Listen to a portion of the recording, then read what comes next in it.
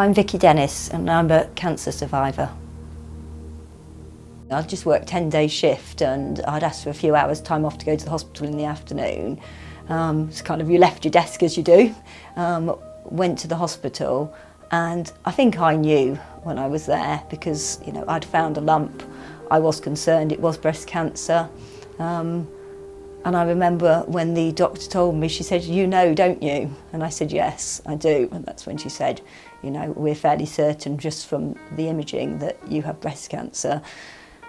And if I'm honest, it almost felt like a relief. I knew I hadn't felt well for a long time. I didn't know what it was. And kind of sometimes actually facing up to the reality rather than worrying, it just felt like now I can do something about it, about how I feel. Does that make sense? But yeah, my whole life was turned upside down because I didn't go back to work. My desk was left as it had been left after nearly 27 years in a career. That was the end of it. I started swimming initially to try and gain some movement in my arm. And then I saw an advert in the local magazine, which said Walking Netball. No, I'd never heard of this at all.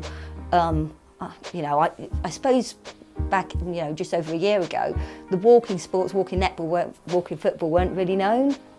And, you know, I thought, wow, I wonder if I can do this. I told our host, the walking netball host, about my illness, and they were just brilliant, you know, instantly. Everybody there was so welcoming, so kind and nice.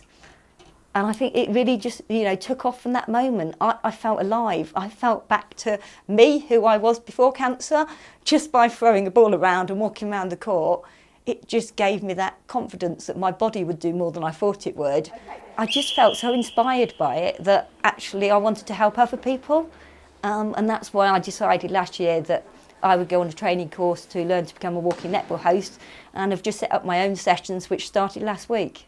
We're going to concentrate on 3 things: shooting, passing the ball out. Vicky is one of our This Girl Can Easily champions, and she's come full circle. She came a year ago to one of our sessions we actually funded just down the road in Hamble, and now she's come full circle, trained as a host, and she's giving back. It's absolutely fantastic. Vicky is just a total inspiration.